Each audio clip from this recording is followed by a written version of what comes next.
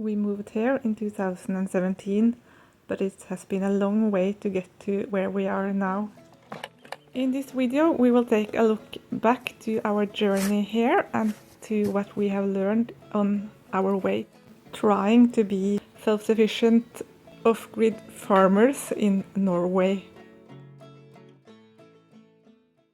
We had quite regular lives when we decided to pack up our belongings, quit our jobs and move here.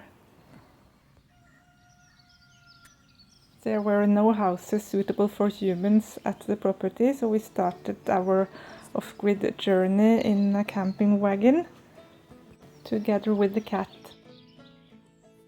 The small farm that we bought had no usable farming areas. Everything was covered with a lot of trees, totally overgrown. Everything looked like this.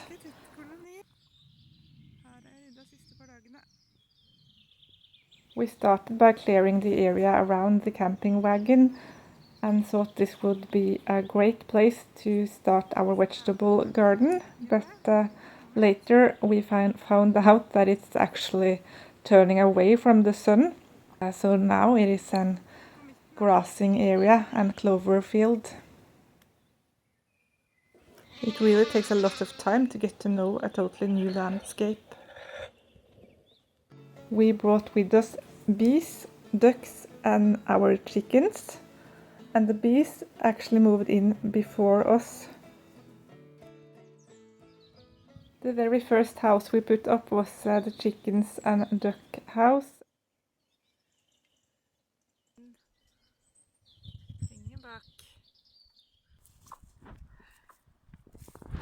Number 2 house was the outhouse. And then we put up our very first solar panels. Such a huge upgrade.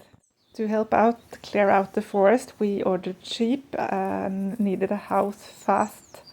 So this is the third house, the sheep's home.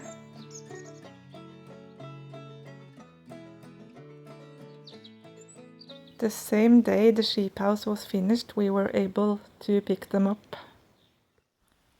Hei. Da er vi nederst på jordet. Dag 1 med sau.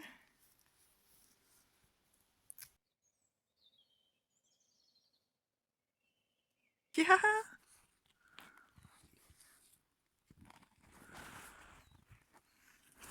A very new life started with the sheep, with even earlier mornings and later nights. But I was totally in love. We had a really steep learning curve this first autumn off-grid and started to miss a house. So in the late evenings we were drawing, searching and sent the first apply for a building permit. While waiting for answers, we got another great idea.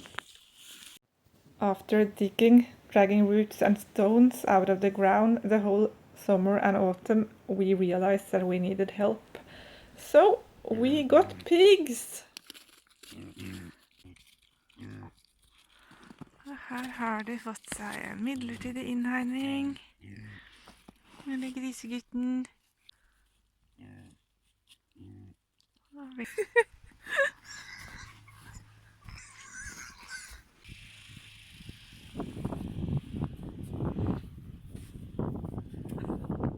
They are just the most adorable ones. Ja.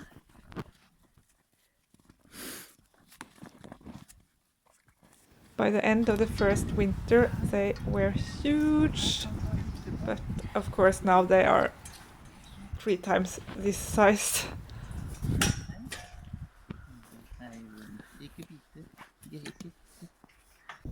Oh, they have started digging.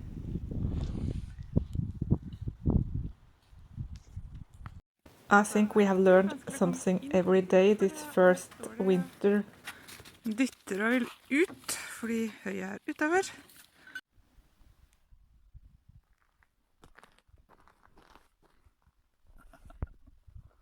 Hva er det dere har gjort nå da? Det er kumann. Men du, henne pene, du bør ikke tape her. Har fryst, vannet har fryst, rørene har fryst, aggregatet har fryst. Heldigvis så har vi øks. But suddenly there were babies.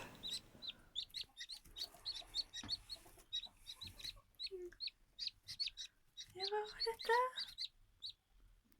And our very first lamb. Klarte du det der?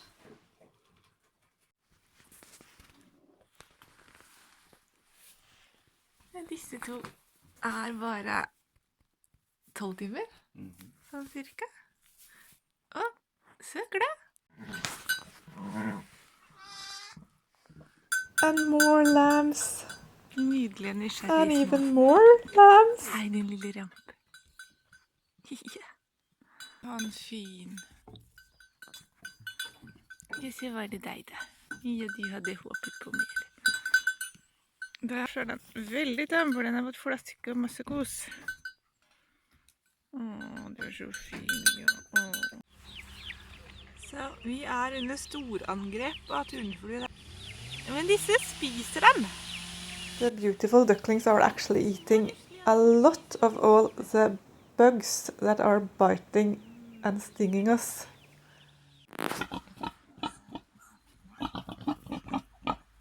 And when we thought it couldn't be more perfect, the first piglets came along.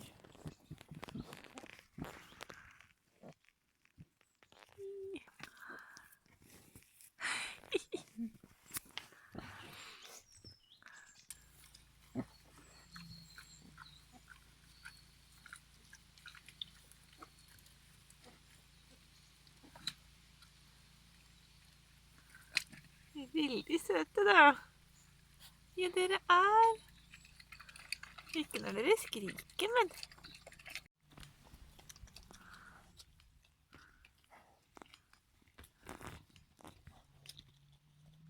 The building permit had gone through and the house building started. So while we were busy building the farm and taking care of all the animals, the building of the house happened in the background. We made meters on meters of fencing. The duck pond got dug out and even more ducklings came too. And we decided to get married in the middle of our first summer here. We made all the furniture ourselves to the wedding and invited all our guests and family from Norway and Denmark. It really was an amazing day with all our friends and animals here at the homestead. The houses started to get both windows and roofs. So when the autumn was upon us and the weather turned cold, we were able to sleep inside for the first time in over a year. Julegrøt. Der, ja. Så godt, jo. The second Christmas we started the tradition of giving all the animals Christmas porridge on Christmas Eve. This is something we still do till this day.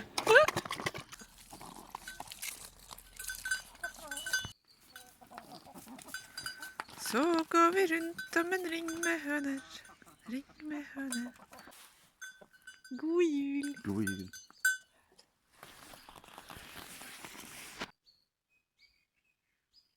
Inside the thick log walls we started to build, and first up was the wood stove.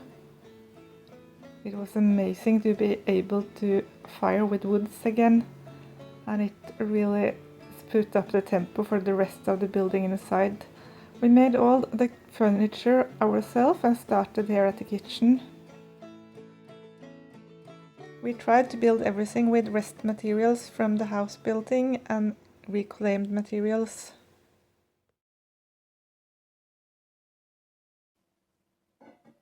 Our off-grid kitchen works quite well. We use the wood stove for most of the year, but have the propane one for the middle of the summer. We also have the refrigerator that runs from the solar panel battery bank.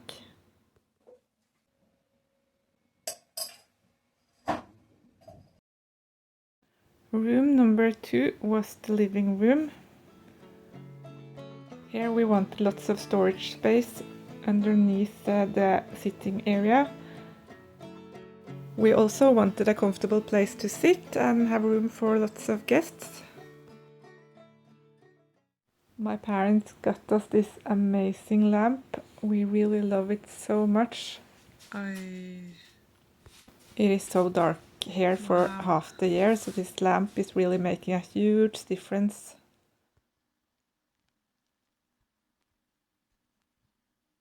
To make the sitting area comfortable, we made a lot of pillows with our own feathers from chicken and ducks. And then we learned how to make our own sheep rugs to cover all the benches and chairs. The living room was ready till our 3rd Christmas here at the homestead.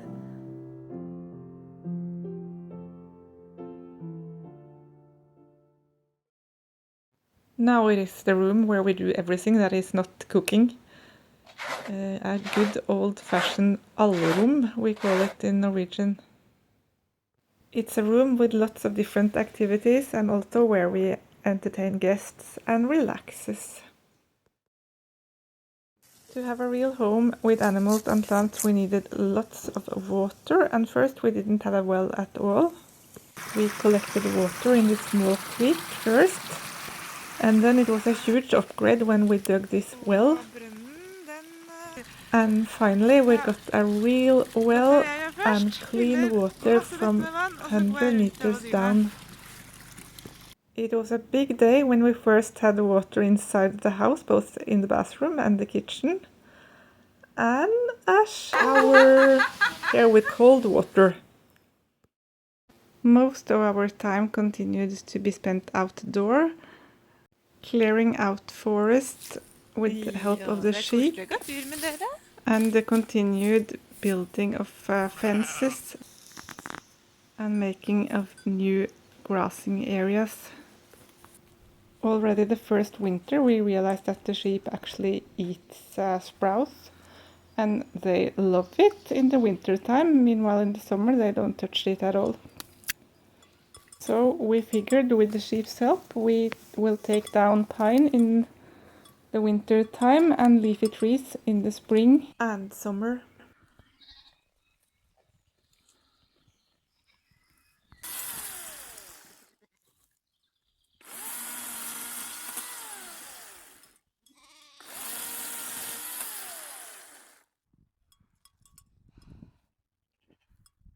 Was it good?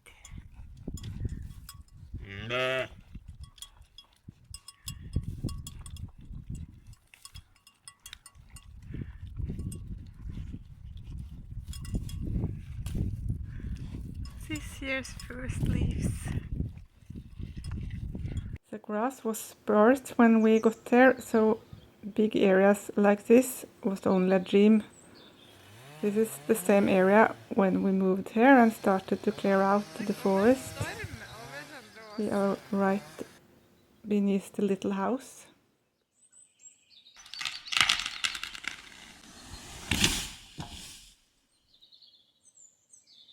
Slowly the grazing areas has been growing every year. Meanwhile the sheep are enjoying quite a diverse menu of different trees, herbs and grass.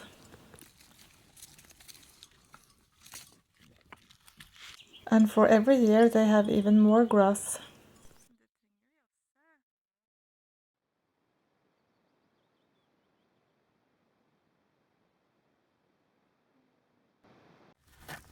When we moved here it was a really dark forest.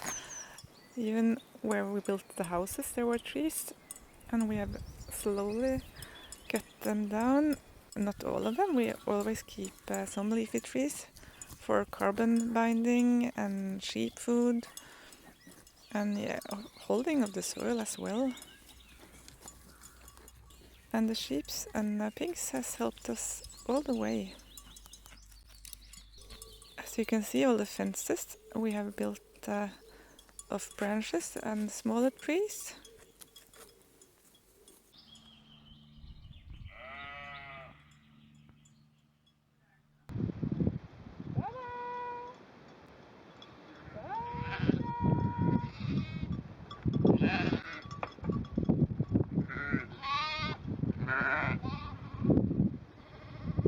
The small trees we leave behind is just continuing to give year after year.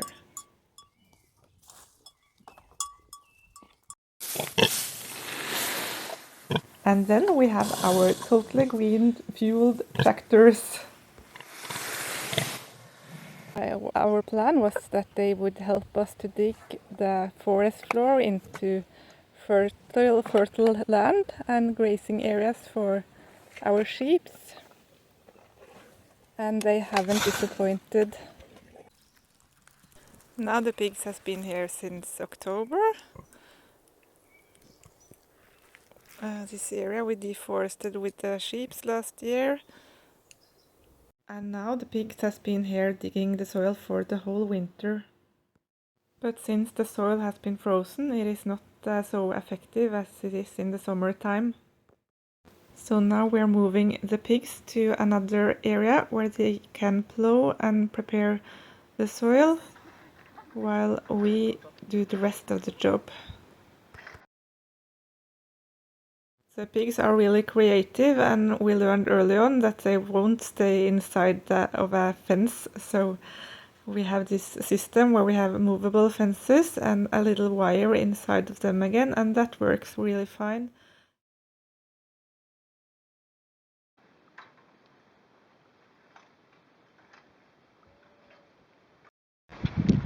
And then we are there.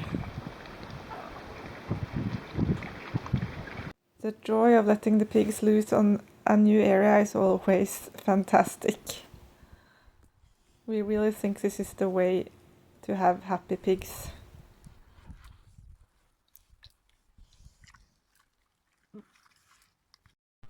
In the field where the pigs were before, we now have to move rocks and logs and things that they have left behind and smoothen the surface. The pigs have loosened a lot of rocks, so we just have to pick them up. And Akita also helps, or making a hole.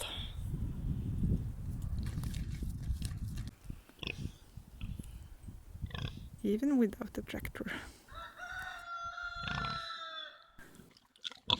Yeah. Are you a really good tractor? Yes. Yes. Oh. Yes. Yes.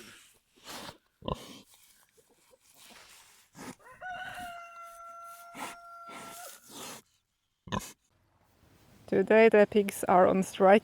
They are refusing to work because it is too hot and rather take some bathing time, and they deserve some free time. They are finished and will be moved tomorrow to a new summer place where they can continue their digging job.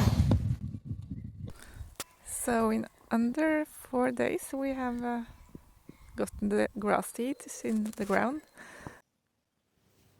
This is how it looks now. The pigs has done different parts every year, and after they have been digging, we have removed stones, roots from the top of the ground, which is much easier than to try to dig it out ourselves.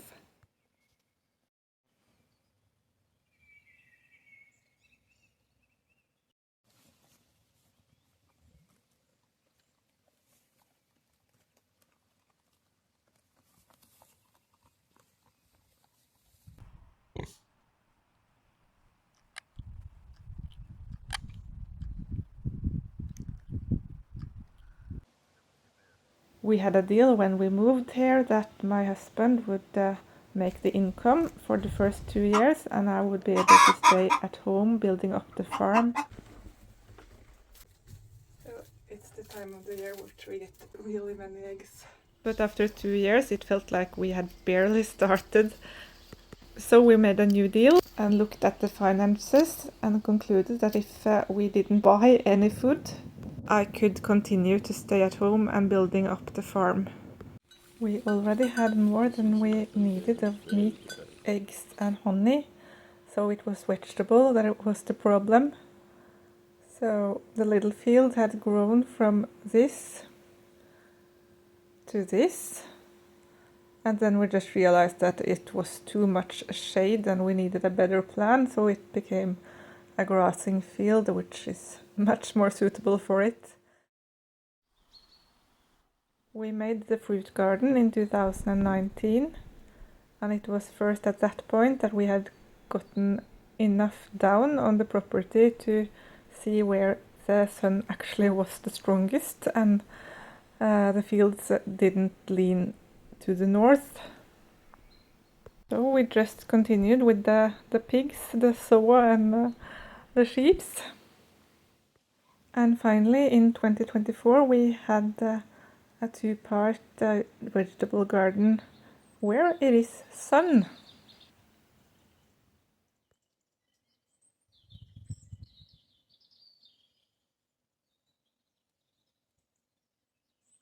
But sun and shade isn't the only problem. We have animals that loves to dig up all our herbs, birds that eats our berries, and a lot of bugs and larvae that have attacked our bushes.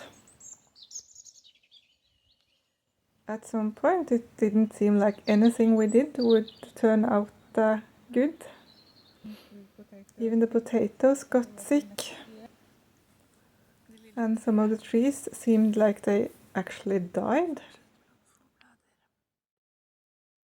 But suddenly in year 5 everything turned earthworms from the ground up. A few years ago it was completely hard and didn't have any warmth at all. It seems like nature itself only needs time to rectify everything. They look much happier than last year. They had a lot of illness then.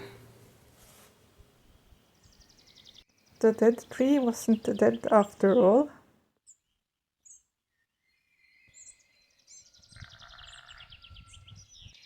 We really don't do lawns, we do meadows. Wherever it's a little space for flowers, we will have not only grass. We think it's important to have room for different plants and insects and give room for as much biodiversity as we can. There are more than enough monocultures in the world today. The biggest tree potato seeds ever. We started a big many-year project to evolve our own tree potato seeds to make sure that we in the future always have fresh and disease-free potatoes.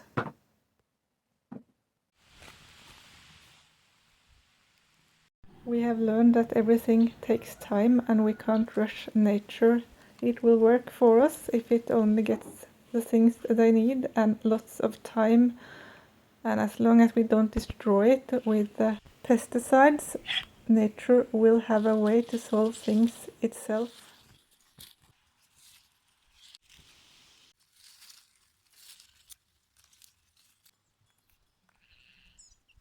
We reached a tipping point in the 5th year where everything suddenly started working in the same direction as us.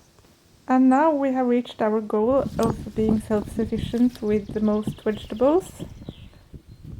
But it seems like the more we learn, the more we understand that we don't know much at all. Therefore, every day continues to be a new adventure.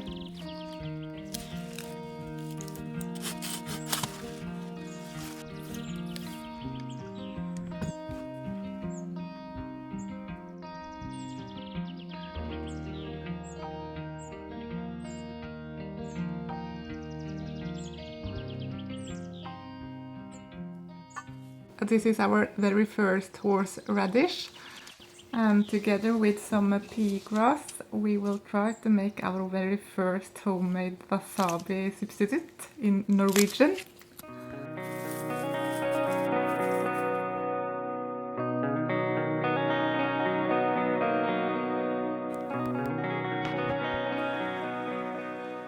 Almost 6 years into our off-grid adventure, we got inspired to start a YouTube channel. My brother and sister-in-law in Denmark have a YouTube channel, Olsen the Danes, where they cook. It was so inspiring to watch them that we figured maybe we could make a little channel as well, but we wanted to share our off-grid life and how we work together with the sheep, the pigs, and all the animals to make it go around.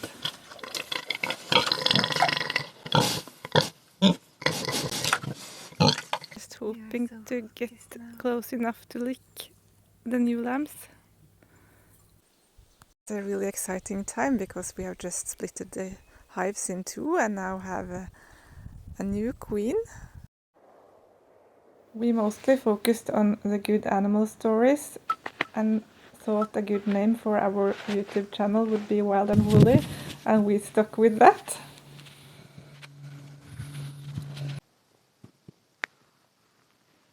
We have as little experience making videos as we have making a farm work off-grid, so it's a big learning situation. But early on we experienced that it's rewarding in a double sense, that we can take care of our own memories and be able to share them at the same time. Our duck-loving German White Shepherd is taking the show for some time. On the downside, we have a total lack of technical equipment like fancy microphones and cameras. We only use the cellular phone. So the thing about making a YouTube channel when you live off-grid is not only that it's always too little electricity, especially in the winter when the sun isn't shining so much.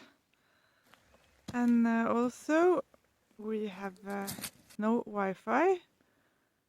We only use the cellular phones to upload the videos. It can take between 3 till 24 hours to upload every video. But now we have another thing to celebrate when the sun gets over the treetops in the spring.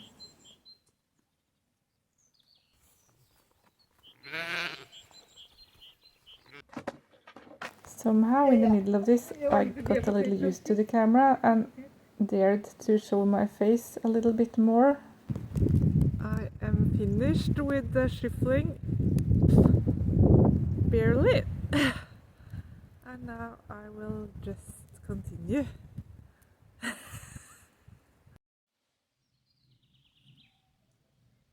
The channel and the videos evolved with the seasons, and we wanted to try to make some food too on camera.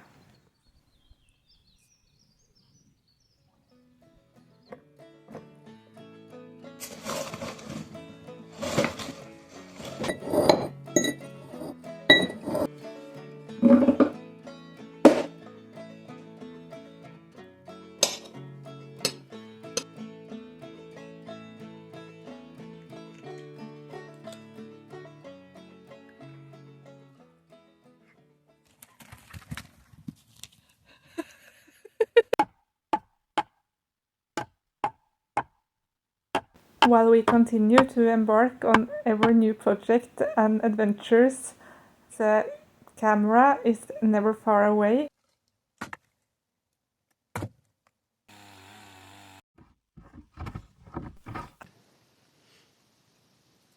We continue to learn new things every day, and it is so great to be able to share it in this way.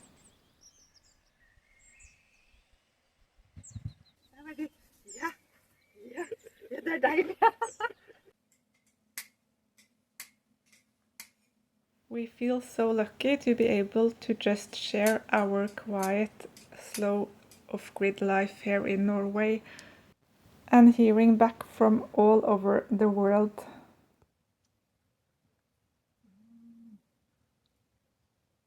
The YouTube channel is now 2 years old, and we have been living off-grid for nearly 8 years. And it feels like we have only just begun this adventure.